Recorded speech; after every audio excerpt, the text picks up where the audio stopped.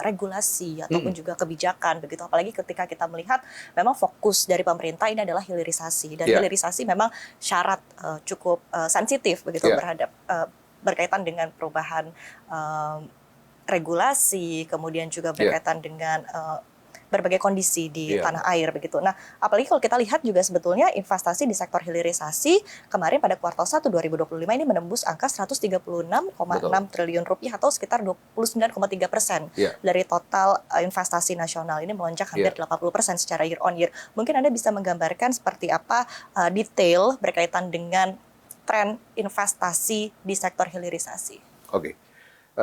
Investasi di sektor hilirisasi ini memang kita sudah mulai dari tahun 2022 dari pemerintahan sebelumnya.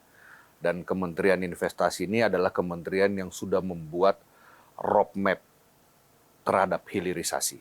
Kita sudah menempatkan ada 28 komoditi strategik yang akan kita menjadikan fokus utama. Ya kan, di luar fokus-fokus yang lain, fokus utama terhadap konsep hilirisasi itu sendiri. Secara sederhananya, salah satu yang punya sukses story itu adalah di nikel. Sebelum kita masuk kepada konsep hilirisasi, pada saat itu artinya keran ekspor terhadap sumber daya alam atau ore ini masih kita buka, itu kita hanya mencatat angka penerimaan negara di sekitar 3 miliar US dollar. Tetapi setelah konsep hilirisasi ini dijalankan, ya kan, di tahun 2024 itu kita melihat angka lonjakan yang sangat signifikan. Penerimaan negara dalam sektor ini bahkan mencapai sekitar 30 miliar US dollar. Artinya ada sekitar 10 kali lipat daripada itu. Ini baru dalam konteks nikel. Nah, jadi inilah yang menjadi fundamental. Secara prinsip bahwa pemerintahan ini sudah mempunyai kebijakan bahwa kita tidak akan lagi membuka pintu khususnya terhadap komoditi sumber daya alam kita, sumber daya agrikultur kita, ini untuk kita melepas atau kita mengekspor bahan bakunya. Kita mau processingnya juga ada di sini, ya kan? Tahapannya semua ada di sini, prosesnya, sehingga berbicara investasi ini tidak hanya berbicara volume saja, tetapi added value yang akan kita dapatkan. Karena at the end juga negara kita adalah negara yang memang punya basis konsumsi terhadap komoditi-komoditi itu sendiri. Jadi memang program ini kita ngelihat hilirisasi ini punya tren success story dan setiap tahunnya ini punya peningkatan angka, ya kan, dalam segi investasi. Kita sudah punya sukses story di nikel, dan ini sekarang juga di industri nikel ini tidak hanya berbicara dalam term pertama, karena berbicara hilirisasi ini ada tiernya, Mbak.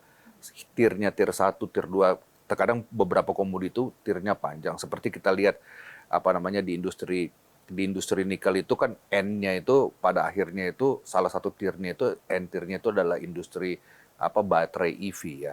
Nah, ini kita sekarang dalam konsep menuju kepada penyempurnaan dalam konsep hilirisasi.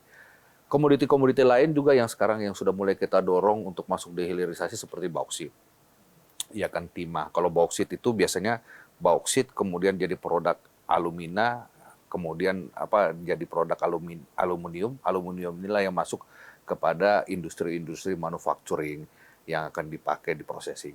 Nah, ini juga sudah mulai berjalan dan ini kita sedang kembangkan untuk penyempurnaan dan masif. Begitu juga dalam industri komoditi misalnya timah, ore timahnya yaitu menjadi ingot timah, kemudian masuk kepada manufaktur atau pabrik solder, ya kan, tin chemical dan lain-lain. Ini juga sudah mulai ada, dan ini yang kita lagi genjot dalam kerangka penyempurnaannya. Basis-basis ini semua balik lagi bahwa perancangan daripada roadmap hilirisasi itu berdasarkan basis volume komoditi.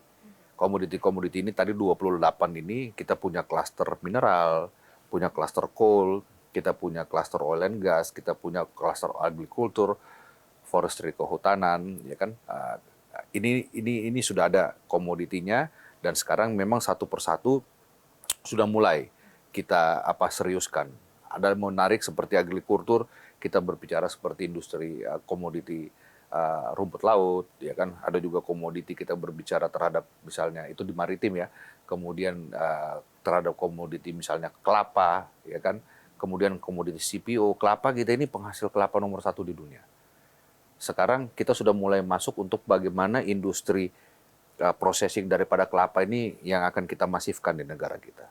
CPO juga sama. CPO, berbicara CPO, Indonesia adalah negara nomor 1 juga penghasil CPO di dunia. Nah, sekarang industri hilirisasinya di minyak goreng, di produk-produk petrochemical dan lain-lain ini yang sekarang yang kita memang dorong, ya kan? Khususnya mungkin ada sedikit saya kaitkan dalam rangka Danantara ini juga strategiknya bahwa ini adalah strategik juga untuk mensupport daripada realisasi investasi di hilirisasi.